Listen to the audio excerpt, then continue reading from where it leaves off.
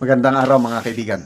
Bigyan natin ng reaction, opinion itong post ng unofficial Bato Solid supporters. Title, mga posibleng pambato ni PBBM sa pagkasenador 2028 kulelat sa survey. In contrast, yung mga pambato ni BP Sara nangunguna. Isa na yan si Mayor Baste Duterte. So, maligaya po ang ating BP Sara. Pati si Senator Attorney Guanzon, pasok din sa Magic 12. Hindi maganda ang umpisa ng ilan sa mga posibleng pambato ni Pangulong Ferdinand Marcos Jr. sa pagkasenador sa 2028. Ayon sa survey na inilabas ng Archipelago Analytics. Sa nasabing survey, si Department of Education Secretary Juan Edgardo Angara lamang ang nakapasok sa top 10 to 15 sa nasabing survey. Samantala, ang nasa ika-26 to 29 na pwesto si Executive Secretary Ralph Recto, habang pumosisyon naman number 30 to 34 sina Leyte Representative Martin Romualdez, dating Interior Secretary Benhur Abalos, DSW Secretary Rex Gatchalian at Defense Secretary Gibo Jodoro.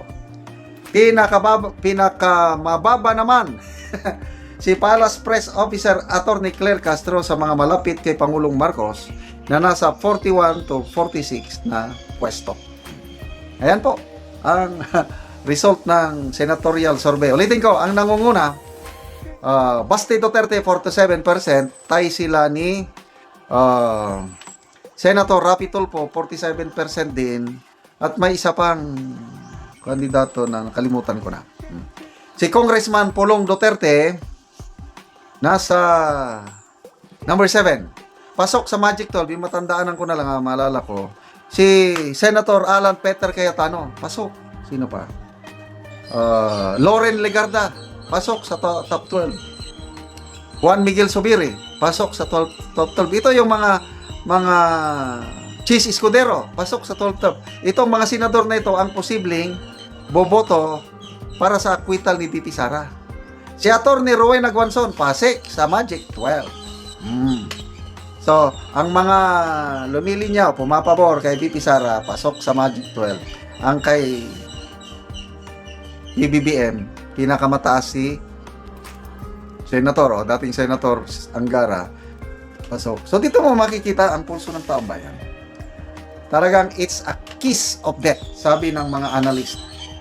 Itong ma-align ka kay BBM nga election sa 2028. Kaya bilib ako kay Miss Ces Orenia Drilon nung ini-interview niya si Rimulya, John Vic Rimulya, na sabi ni John Vic, hindi ako tatakbo pagkapangulo pag hindi ako in-endorse ni PBBM. Kaya banat ni Ces Drilon na, what's that for? Anong mapapala ng endorsement niya with his negative ratings? Hindi nag-iisip si Rimulya. Ganon din ang sinabi ng Pulse Asia Research Director si Ma'am Ana Tabapunda. No amount of endorsement ni BBM can defeat BP Sara sa Visayas and Mindanao. Dapat maghanap sila ng mas malakas na kandidato kung meron, kasi talagang hindi nila matatalo si BP Sara, Visayas and Mindanao. Ganyan din ang sinasabi ni Professor Malutikaya. May balwarte si BP Sara. Kahit anong gawin mo, bali-baliktarin mo man ang mundo, ang taga Mindanao and some parts of Visayas, sa Cebu at iba pa, solid Duterte yan. Kaya wag na kayong, may nabasa akong post, ang mga pro-BBM vloggers, pupunta daw dito sa Mindanao para mangampanya para kay kandidato ni BBM. Sige, subukan niyo.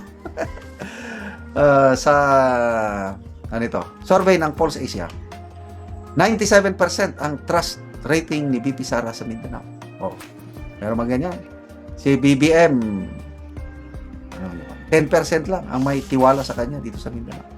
So, sa geographical areas, panalo si BP Sara, Mindanao, Visayas and NCR. Isa lang ang baluarte ni PBBM, yung balance Luzon.